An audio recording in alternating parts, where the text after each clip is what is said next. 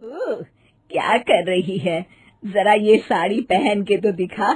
आज हम सब मोहल्ले की औरतें बाजार गई थी, तभी मुझे एक दुकान पर ये साड़ी दिखाई दी। मैंने तेरे लिए खरीद ली। अरे वाह माँ जी, ये तो बड़ी सुंदर साड़ी है, मैं अभी पहन कर आती हूँ।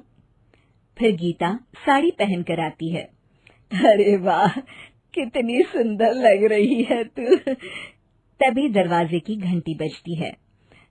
ठहर जा, मैं देखती हूँ कौन है। गीता की सास जैसे ही दरवाजा खोलती है, सामने अपनी बहन को देख बड़ी खुश हो जाती है। अरे कमला, तू इस तरह अचानक कैसे आ गई? एक फोन कर देती, मैं मनोज को तुझे लेने के लिए स्टेशन पर भेज देती। अरे तुझसे मिले बहुत दिन हो गए, तू तो काम आने से रही, तो मैंने सोचा मैं ही तुझसे आकर मिल लूं। तभी कमला पूरे घर को देखती है। अरे वाह, घर तो बड़ा शानदार है।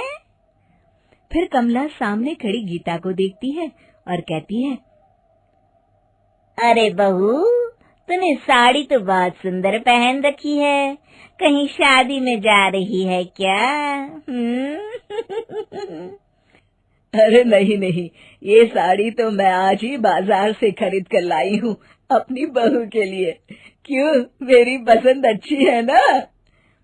दोनों सास बहू का प्यार देखकर कमला मन ही मन सोचती है, अरे लड़ाई झगड़े का दूसरा नाम ही सास बहू है, लेकिन यहाँ तो रामायण उल्टी चल रही है। दोनों एक दूसरे के साथ कितना मिलजुल कर रहती हैं। मुझे ही कुछ करना पड़ेगा।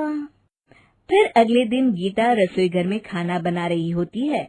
तभी कमला उसके पास जाकर कहती है, अरे वाह, बड़ी अच्छी खुशबू आ रही है।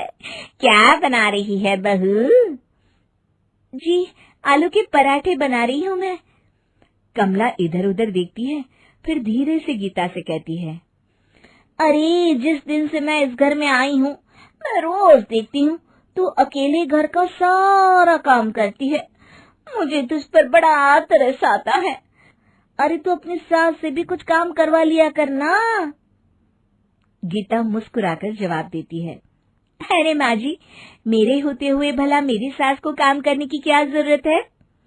अरे बहू, तू अभी नई नई इस घर में आई है, तुझे कुछ नहीं पता।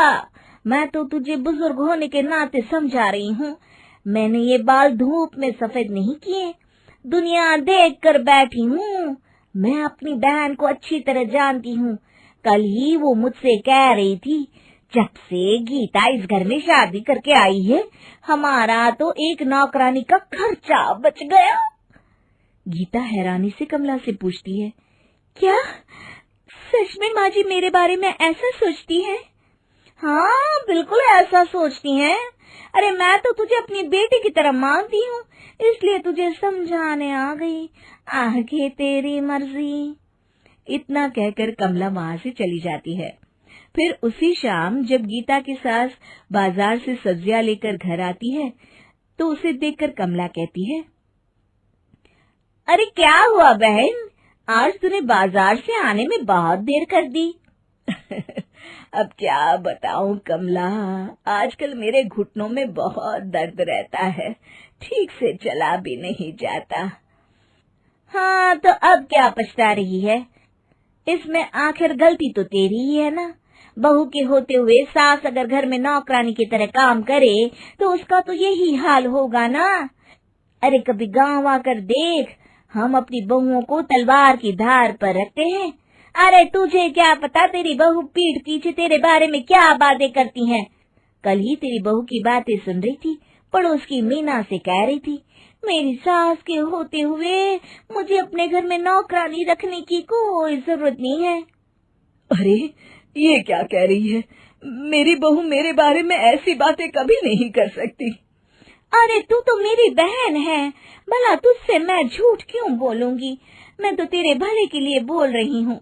सारा दिन अपनी बहू की चाकरी में बिता देती है, कभी बाजार से सब्जियां लाती हैं, तो कभी उसके लिए महंगी महंगी साड़ियां लाती हैं। अरे तेरी अपनी कोई जिंदगी है या नहीं है? फिर गीता की सास कमला की बातें सुनकर सोच में पड़ जाती है और तभी मौका पाकर कमला वहाँ से चली जाती है। अगले दिन से कमला रोज गीता और उसकी सास दोनों को एक दूसरे के खिलाफ भड़काना शुरू कर देती। फिर एक दिन, अरे बहन, मैंने सुना है तेरे शहर का बाजार बहुत बड़ा है और वहाँ दुनिया भर की सभी चीजें मिलती हैं। मैं सोच रही थी क्यों न चलकर आज बाजार घुमाते हैं। अच्छा ठीक है, मैं अभी बहू से पैसे लेकर आती हूँ, फिर हम दोनों चलते हैं। तभी विमला मुंह बनाकर कहती है, अरे कैसी सास है तू जो अपनी बहू से पैसे मांगती है, शर्म नहीं आती तुझे? मैं तो समझती थी तू इस घर की मालकिन है। खैर आखिरकार तेरी बहू सच ही कहती है, तू इस घर में किसी नौकरानी से कम नहीं है। विमला की बातें सुनकर गीता की सास को गीता के ऊपर बहुत गुस्सा आता है और वो सीधे गीता के कमरे में जाकर उससे तिजोरी की चाबी मांगने लगती है। तभी गीता भी अपनी सास से नाराज थी और वो तिजोरी की चाबी देने से इनकार कर देती है। फिर देखते ही देखते दोनों में बहस शुरू हो जाती है। दूसरी तरफ कमला दोनों को एक दूसरे के साथ लड़ता देख मन ही मन बहुत खुश होती है। आखिर मेरा नाम भी कमला है, जो एक बार ठान लेती हूँ उसे करके दिखाती हूँ। आखिरकार इस घर की शांति भंग हो ही गई। तभी मनोज दफ्तर से जल्दी घर आ जाता है, लेकिन घर में आते ही वो देखता है कि उसकी माँ और पत्नी किसी बात को लेकर एक दूसरे से बहस कर रही हैं।